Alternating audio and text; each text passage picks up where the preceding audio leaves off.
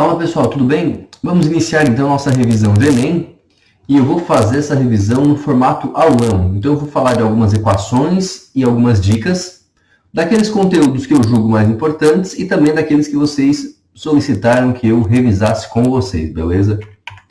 E o primeiro deles é a ondulatória, porque é o conteúdo que mais cai no Enem, certo? É um conteúdo muito importante. E a principal equação aqui da ondulatória, pelo menos aquela que mais costuma aparecer na prova do Enem, é aquela equação fundamental da ondulatória. V igual a lambda-f, certo? A velocidade de propagação da onda é o comprimento de onda vezes a frequência. E aí vamos se ligar no seguinte, meus queridos. A velocidade, logicamente, né, é dada em metros por segundo, certo? O comprimento de onda em metros. E a frequência, pessoal, é dada em hertz. Lembrem que hertz é repetições por segundo, certo? Hertz é a mesma coisa que por segundo. Tudo bem? Então, 50 hertz quer dizer que oscilou 50 vezes por segundo. Bom, quais são as principais dicas que vocês têm que se ligar? Primeiro, as ondas elas são classificadas quanto à sua natureza em ondas mecânicas e ondas eletromagnéticas, certo? As ondas mecânicas são aquelas que precisam de um meio para se propagar, como, por exemplo, o som, como, por exemplo, a onda em uma corda. E as eletromagnéticas são aquelas que não precisam de um meio para se propagar. Tudo bem? Então, vou até colocar aqui, né? As ondas mecânicas costuma aparecer como exemplo o som.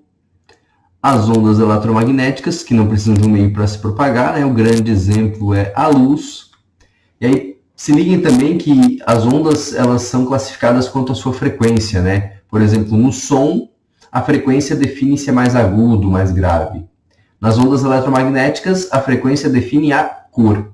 Tudo bem? Então, a cor violeta tem uma frequência maior que a cor vermelha, por exemplo. Nas ondas mecânicas, um som mais agudo tem uma frequência maior que um som mais grave nas ondas sonoras.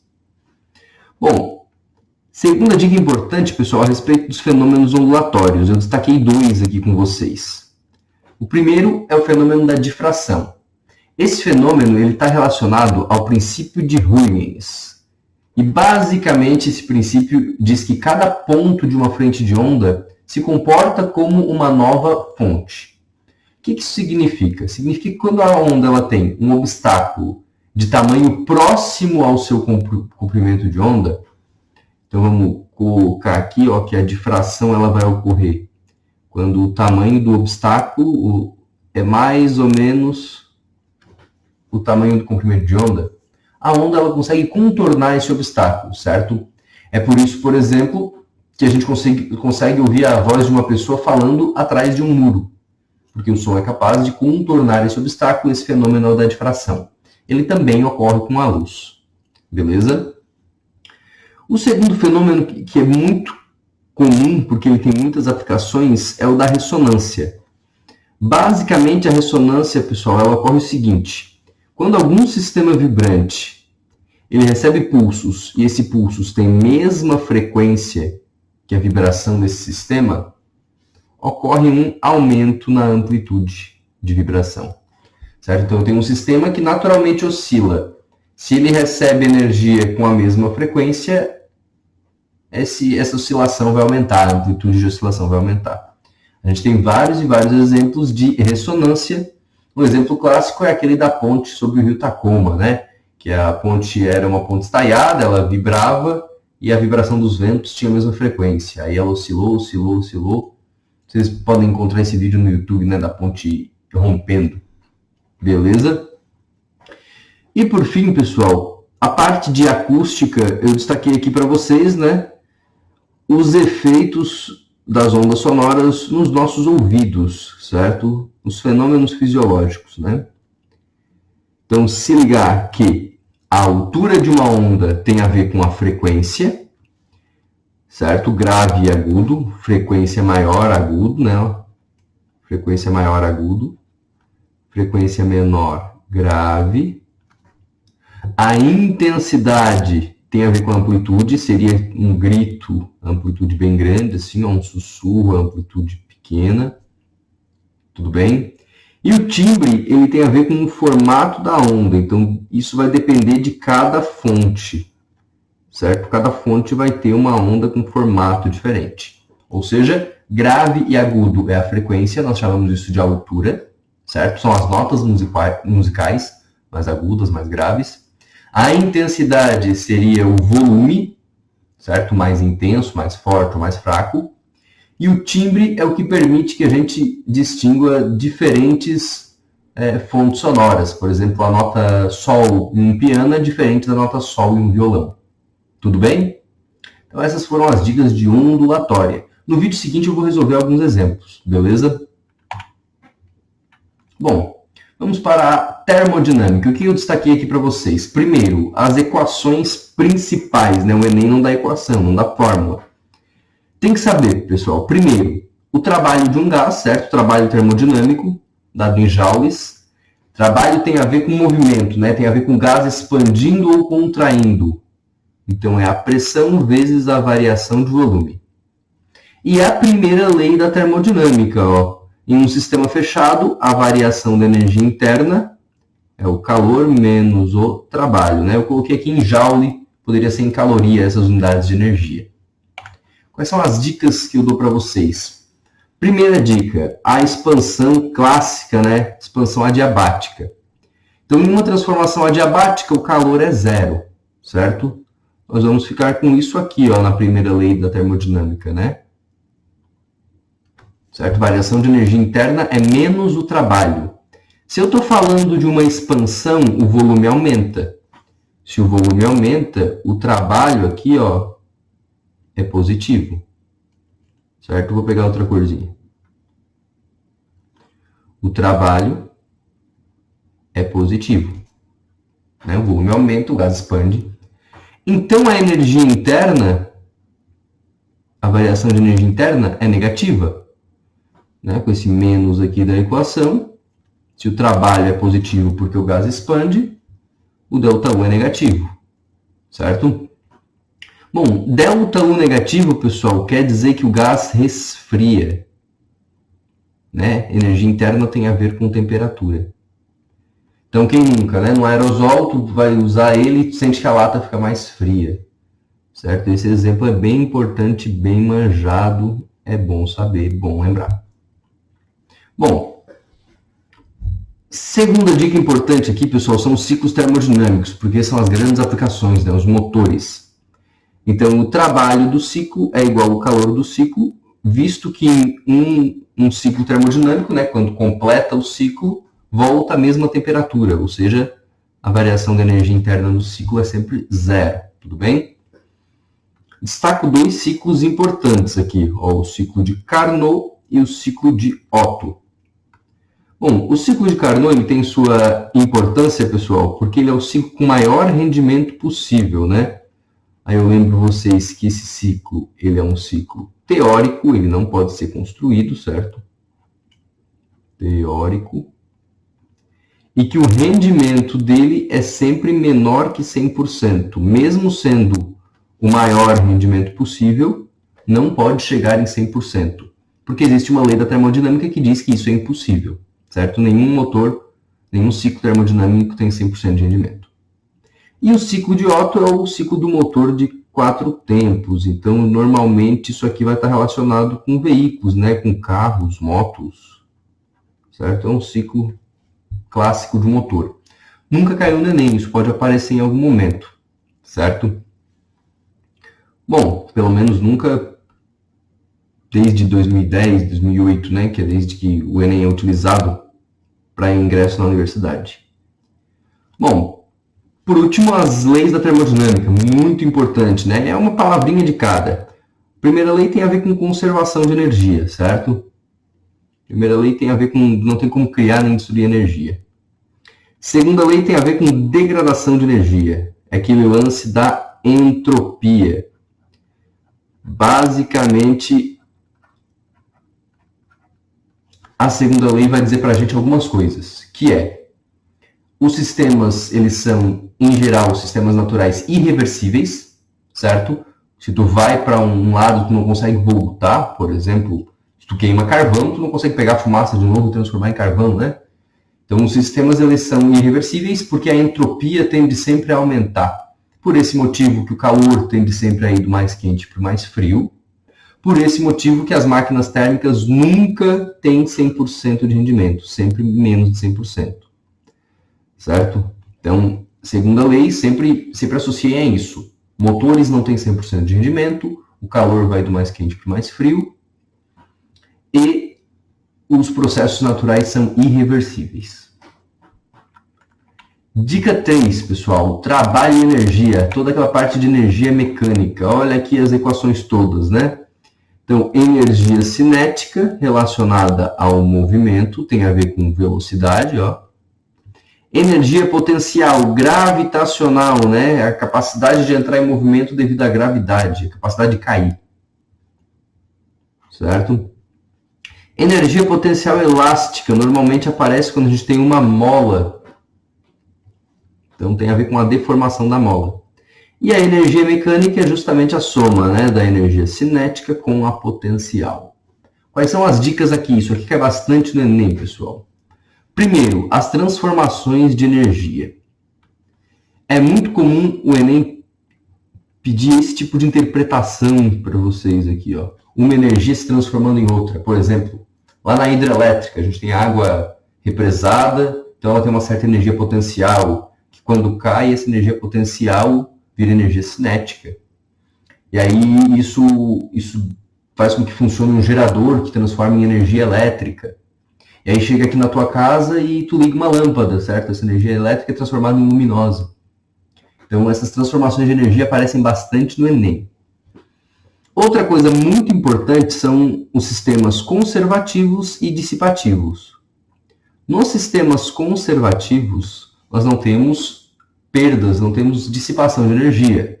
Então a energia mecânica inicial é igual à energia mecânica final, certo? Por exemplo, se eu tenho a altura que um objeto está, eu consigo calcular a velocidade com que ele chega no chão, porque ele vai transformar a energia potencial, toda essa energia potencial em cinética. Agora, nos sistemas dissipativos, nós temos o trabalho de uma força externa, o trabalho geralmente de uma força de atrito, né? Então, esse Tzinho é o trabalho da força de atrito, tá bom? Então, essa força de atrito é responsável por causar uma variação de energia cinética, né? Então, a energia cinética diminui, tudo bem?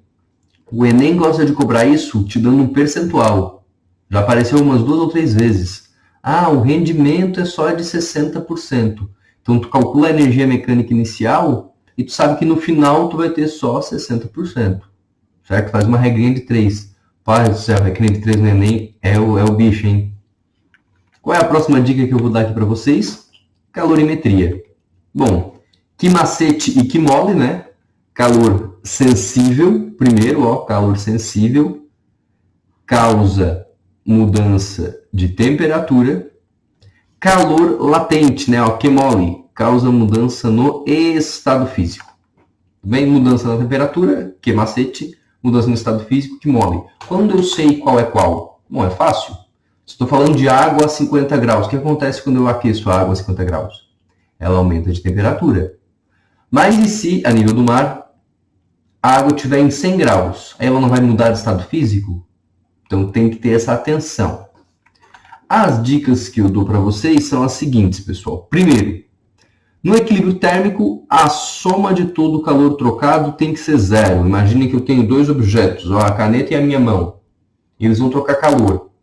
Se a minha mão perde 300 de calor, a caneta ganha 300. Menos 300 com mais 300 está zero, né? Então, quando falar de equilíbrio térmico, ó, o que tu vai fazer? Tu vai somar todo o calor. Vou botar aqui calor 1 mais calor do corpo 2 mais... igualar tudo a zero. Certo? Bom, outra coisa muito importante, olha como eu coloquei aqui. O cobertor não é quentinho. Conceitos de condutores isolantes. Gente, o cobertor não é quentinho. O cobertor ele é um isolante. Ele evita a troca de calor com o meio. Então, como o teu corpo está a 36 graus e o ambiente está a, sei lá, 10, aí tu se enrola no cobertor para tu parar de perder calor.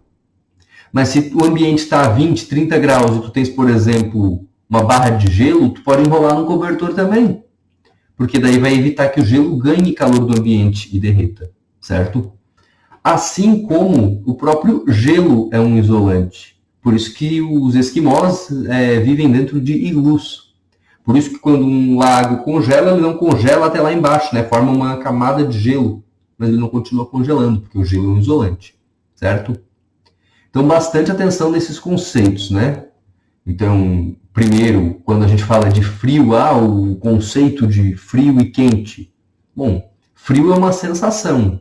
A sensação de que a gente está perdendo calor muito rápido para o ambiente, certo? Eu estou a 36 graus e o ambiente está a 30, eu perco o calor para o ambiente bem devagar. Então, eu tenho a sensação de que está quente. Se eu estou a 36 graus e o ambiente está a menos 20, nossa, eu vou perder calor muito rápido para o ambiente. Essa sensação de perda de calor é frio. Né? Então, não é porque eu estou ganhando frio do ambiente ou uma coisa do tipo. Beleza? E outra coisa que aparece muito é a potência térmica, geralmente junto com a potência elétrica, tá? Então, aquela dica clássica de potência, né? Potência é sempre energia sobre tempo, né? O pente. E aí, se ligar, galera, que essa energia aqui, ó, pode ser calor, pode ser energia mecânica, pode ser energia elétrica, certo?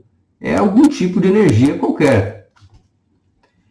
É muito comum a gente ter um resistor, esse resistor dissipa energia na forma de calor e vai aquecer a água. O que eu tenho que fazer? Calcular a potência elétrica para depois determinar quanto de calor eu vou precisar ou quanto tempo eu vou precisar aquela resistência, certo? Então eu vou calcular isso aqui com alguma equação da elétrica, isso aqui vai ser o calor, ó, calculado assim. E o tempo, geralmente ele pode ou te dar o tempo, ou pedir o tempo, certo? Então é muito comum, né? Muito comum essa relação de potência elétrica e potência térmica. Certo? Então, potência e energia sobre tempo, aqui no lugar da energia, tu vai colocar o que for mais adequado. Bom, a quinta dica é a treta, né? A indução eletromagnética. Gente, o Enem cobra a indução eletromagnética de um jeito muito fácil. Aqui estão as equações, não preciso nem falar muito delas, certo? Mas a parada mesmo da indução eletromagnética no Enem são as aplicações. Então, primeiro, a indução eletromagnética, ela se dá quando eu tenho uma variação de fluxo magnético, certo? Uma variação no fluxo magnético, variação no fluxo magnético. Isso se chama lei de Faraday, né? A variação de fluxo magnético induz uma DDP, induz uma corrente, certo? A variação de fluxo magnético produz um campo elétrico dentro de um condutor, podemos pensar assim. Então, basicamente, quando eu tiver um campo magnético oscilando, se mexendo, variando, isso vai produzir corrente elétrica em um circuito. Essa corrente elétrica produzida, ela sempre se opõe à variação de fluxo magnético. Isso é uma consequência da conservação de energia, tá? Isso tem a ver com conservação de energia. É a lei de Lenz. Quais são as grandes aplicações? O que já caiu no Enem? Já caiu isso aqui, certo? Geração de energia em corrente alternada. Imaginem que eu faço o seguinte, eu pego um circuito, eu coloco um ímã a girar. O campo magnético desse ímã não vai ficar oscilando. Então, esse circuito vai induzir uma corrente, pessoal, e essa corrente vai de um lado para o outro, né? A hora que o ímã está girando assim, a corrente vai para um lado, a hora que vem um outro polo, ela começa a ir para o outro. Então, essa corrente que vai de um lado para o outro, nós chamamos de corrente alternada. E é ela que é distribuída, certo? Tudo que eu tenho aqui à minha volta, esse monitor, essas lâmpadas, essa webcam, está operando através da corrente alternada que vem lá da Itaipu para minha casa, certo? Quando a gente fala de corrente alternada, os transformadores, eles são utilizados para aumentar e diminuir a tensão, a voltagem, né? É feio falar isso, a tensão elétrica, aumentar e diminuir a tensão. Então, pode aparecer como uma aplicação da indução eletromagnética. E, além disso, os motores elétricos, instrumentos musicais elétricos, enfim, uma porrada de aplicações. Todas as aplicações vão ter a ver, pessoal, com um campo magnético vibrando que induz uma corrente elétrica. Por exemplo, nos instrumentos musicais, né? Eu pego a guitarra, as cordas são magnetizadas, as cordas são de aço. Quando tu bate na corda, a corda vibra, o campo magnético dela vibra, e essa vibração que induz uma corrente no captador, certo? Então tem a ver com o campo magnético vibrando, produzindo corrente elétrica. Isso é indução eletromagnética e é isso que o Enem gosta de cobrar. Isso que vocês têm que saber. Bom, nos movimentos retilíneos, pessoal, o grande destaque que eu dou é a diferença, é conhecer a diferença entre os movimentos. Então, normalmente a gente fala de dois movimentos, né? O movimento retilíneo uniforme, que a velocidade é constante, certo? Essa velocidade é constante. E quando eu falo de movimento retilíneo uniforme, a única equação que eu tenho é essa aqui, ó. Velocidade é distância sobre tempo, deslocamento sobre tempo, já era. Agora, quando nós temos um movimento retilíneo uniformemente variado, aí nós temos uma porrada, né? Eu vou colocar aqui embaixo, a aceleração é constante. Nós temos uma porrada de equações. É bom conhecer essas equações, né? Volvo ateu, sorvetão, Torricelli, certo? Então essas equações são importantes porque elas são as três equações do MRUV, elas aparecem muito, mesmo no Enem que não dá equações, essas aqui tem que saber, certo? Essas aqui tem que saber, não tem erro. O que eu destaco aqui para vocês? Primeira coisa, movimento retilíneo uniforme, a aceleração é zero, né? Porque a velocidade é constante. Então, sempre que tem aceleração, tu já sabe que é MRUV. Segundo destaque, pessoal, é o seguinte, ó, velocidade média. Às vezes tu tens um movimento em que o carro acelerou, freou ou acelerou muito, enfim, que ele teve diversos movimentos diferentes. Se eu quiser saber a velocidade média, o que eu faço? Eu pego o tempo total que ele se movimentou e divido pela distância total que ele andou. Certo? Ou melhor, ao contrário, perdão. Pego a distância total e divido pelo tempo total. Certo? Então, vou colocar aqui. É basicamente essa equação aqui, né? Velocidade média é o deslocamento, a distância pelo tempo, certo? Independentemente de se o móvel acelerou ou não. Já está dizendo no nome, né? É uma média. Eita. Ah, moleque. Beleza. E por fim, a outra dica que eu quero dar para vocês é o seguinte. É muito comum o Enem cobrar diferentes movimentos em uma mesma questão. Por exemplo, eu tenho um trem, ele acelera, aí anda com velocidade constante, depois freia.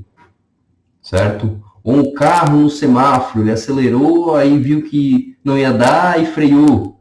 Então, tu tens que dividir o movimento. Ó, movimento 1, está acelerando. Vou usar equações do MRUV. Movimento 2, está com velocidade constante. Vou usar a equação do MRU. Movimento 3, agora ele está freando. Vou usar equações do MRUV, só que a aceleração vai ser negativa, porque está freando. Então, tu tens que organizar as informações, organizar o que é de cada movimento para conseguir resolver. Ah, pediu o deslocamento total. Tem que calcular em cada etapa do movimento para depois somar. Certo? Não adianta tentar usar uma solução milagrosa. Não adianta ir para a regra de 3 aqui, porque aqui não funciona. Ok? E a última grande dica para vocês é a eletrodinâmica, né? Primeira lei de Ohm, U igual a RI, você ri. Tensão é resistência vezes corrente, certo? A segunda lei de Ohm, né? Que vai relacionar lá a resistência com as características do fio, né? O comprimento e a área transversal. E a potência de um resistor. Π, P igual a R ao quadrado. Quais são as grandes dicas que eu dou, pessoal? Essas equações tem que saber, são importantes também, caem bastante. Além daquelas da associação de resistores, né? Em série paralelo. As grandes dicas são consumo de energia. Lembrem que consumo de energia depende só da potência e do tempo, né? Potência é energia sobre tempo. Se eu sei a potência e o tempo, eu acho a energia. Ok? O brilho de uma lâmpada, pessoal, ou a energia gasta por um equipamento, vai depender da potência que é dissipada nessa lâmpada, nesse equipamento. Isso, se liguem que isso é proporcional à corrente, tá? Isso aqui é proporcional à corrente. Esse alfa ali é o símbolo de proporcional. Então quer dizer o quê? Que normalmente, né, tu vai ter lá um circuito, quer saber que lâmpada brilha mais? Aquela que vai passar uma maior corrente, vai ter uma maior potência e vai brilhar mais, por exemplo. E o Enem adora cobrar isso aqui, né? Ele adora te pedir para calcular se o fusível ou o disjuntor suporta uma determinada corrente. Justamente é isso que o fusível e o disjuntor faz, né? Ele é o fusível ou o disjuntor, ele é um equipamento que, se passar uma corrente maior do que aquela que ele aguenta, no caso do disjuntor ele desarma, no caso do fusível ele queima. Então, isso é um parâmetro de projeto, por isso que isso cai bastante no Enem, né? Vai colocar lá o fusível, quanto de corrente que pode passar aqui? Ou qual ADDP que eu posso ter aqui para não queimar esse fusível que só aguenta até 2 amperes, certo? Isso é uma coisa bem comum. Bom, essas foram as dicas, pessoal. Eu vou fazer um vídeo resolvendo exercícios desses conteúdos que eu listei aqui. Espero que eles caiam bastante no Enem no domingo, certo? Então, muito obrigado aí. Qualquer coisa, vocês podem entrar em contato. Valeu?